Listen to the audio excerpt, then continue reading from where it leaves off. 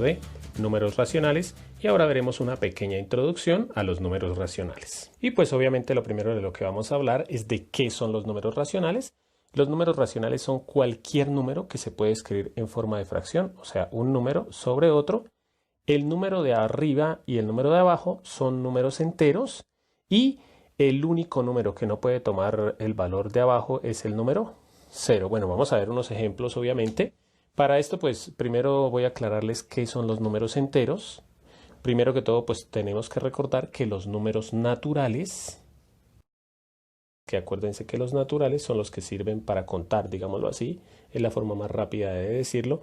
¿Con cuáles números contamos? Con el número 1, 2, 3, 4, así sucesivamente, el número 20, el número 32, todos estos son los números naturales porque con esos podemos contar. Uno siempre cuenta, digamos, si vamos a contar vacas, una vaca, 2, 3, 4, 5, 6 y llega hasta el número infinito. Obviamente hay infinitos números naturales, pero hay un conjunto más grande que los números naturales que incluso lo contiene, que es el conjunto de los números enteros. ¿Cuáles son los números enteros? Que son los que nos interesan ahorita. Los números enteros son estos números, o sea, los números naturales también son números enteros, pero además de estos, dentro de los números enteros está el número 0 y todos los opuestos a los naturales, o sea, los negativos, menos 1, menos 2, menos 3 y así sucesivamente también, por ejemplo, menos 30, menos 52. Todos estos se llaman los números enteros. En pocas palabras, digamos por ahora que los números enteros son todos los positivos, los negativos y el número 0. Pero aquí vamos a hablar de los números racionales que se simbolizan con la letra Q. Generalmente se le hace dos lineecitas aquí para indicar que son números racionales. Y los números racionales, como lo dice aquí, son todos los que se pueden escribir como fracción, digámoslo así, pero arriba y abajo van números enteros, o sea, arriba y abajo pueden ir números positivos o números negativos. Voy a dar aquí varios ejemplos de números racionales, por ejemplo, menos 2 sobre 5, ese es un número racional, 7 sobre 3, ese también es un número racional, 5 dividido en menos 3 también es un número racional. Arriba y abajo puede estar cualquier número entero. Claro que generalmente se dice que uno de los dos puede ser negativo y el otro no, pero ahorita voy a aclarar esa partecita. Otra cosa, como lo vimos, los números enteros también son números racionales. ¿Por qué? Porque, por ejemplo, yo voy a colocar el número entero menos 7, el número entero 5 y el número entero menos 10. Esos también son números racionales. ¿Por qué? Algunos dirán, no, no son racionales porque no se pueden escribir en forma de fracción. Sí son racionales. ¿Por qué? Porque el 7 se puede escribir como 7 dividido en 1, o el 5 se puede escribir como 5 dividido en 1, o el 10 se puede escribir como 10 dividido en 1. Entonces, como les decía al comienzo, los números naturales, que acuérdense que los naturales son los que sirven para contar, digámoslo así, es la forma más rápida de decirlo. Los números naturales también son números racionales porque, como lo vemos aquí, el 5 se puede escribir como 5 sobre 1. Los números enteros también son números racionales. ¿Por qué? Porque, como lo vemos aquí, el menos 7 se puede escribir como menos 7 sobre 1 o 5 sobre 1 o menos 10 sobre 1. Y los racionales son los que se pueden escribir en forma de fracción. Ese sería el resumen hasta el momento. Ahora quiero aclarar.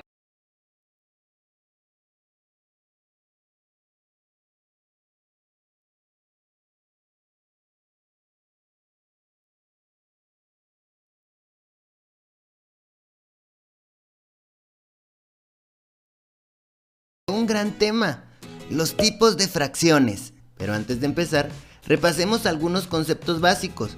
Una fracción se compone de un numerador y un denominador.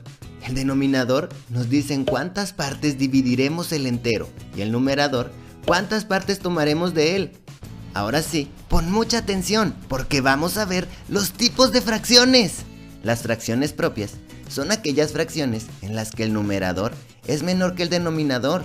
Por lo tanto, son menores que un entero. Vamos a ver un ejemplo.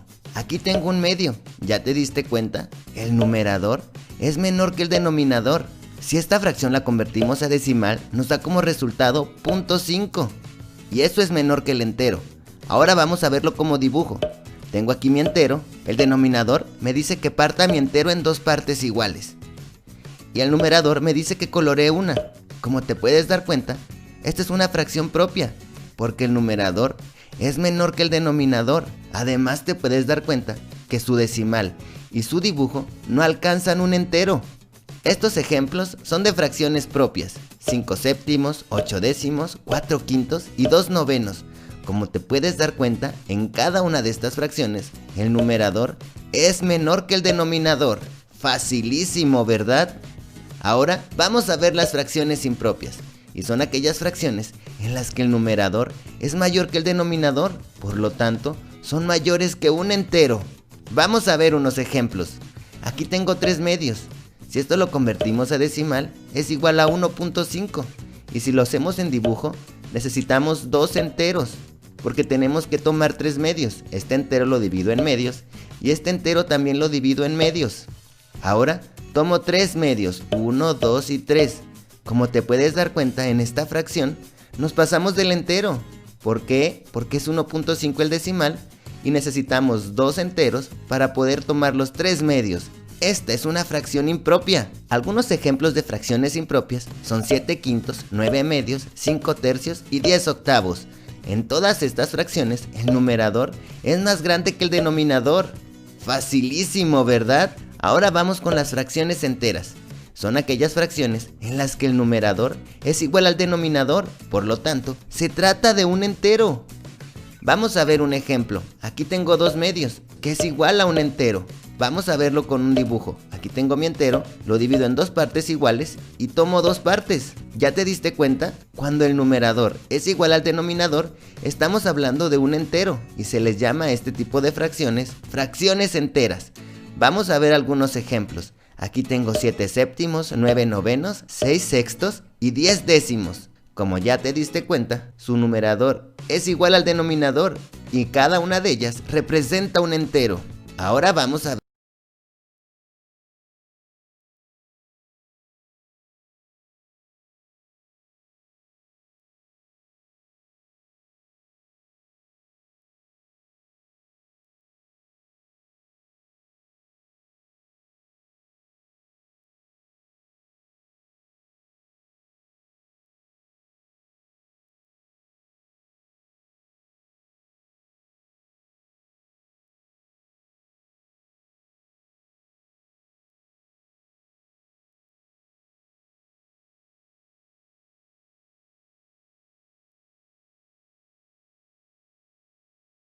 Voy a platicar de la clasificación de los números decimales. Para poder entender esto mejor, veamos algunos conceptos. Es importante que entiendas qué es finito e infinito. Finito quiere decir que tiene fin, que puedes conocer el número de elementos que tiene una cifra. E infinito quiere decir que no tiene fin y por lo tanto su cantidad de elementos nunca termina. También es importante que sepamos que los puntos suspensivos al final indican que un número es infinito, o sea, que nunca termina. Hay un símbolo en forma de arco que se llama periodo. Se puede expresar dibujándolo encima de las cifras repetidas. Por ejemplo, si yo tengo esta cantidad, para no poner tanto número, solo pongo 0.3 y el periodo sobre el 3, y quiere decir que esa cifra se repite hasta el infinito. O por ejemplo, si tengo esta cantidad, solo pongo 0.856 y el periodo sobre el número 56, porque esta es la cifra que se repite hasta el infinito. Ahora sí, vamos a ver un pequeño cuadro sinóptico para ver cómo se clasifican los decimales. Los decimales se pueden clasificar en exactos, periódicos y no periódicos. Dentro de los periódicos tenemos puros y mixtos. Ahora vamos a ver cada uno. Los decimales exactos son aquellos cuya parte decimal tiene un número finito de cifras, por ejemplo 0.4, 0.75 o 0.125. Ahora vamos a ver el decimal periódico puro.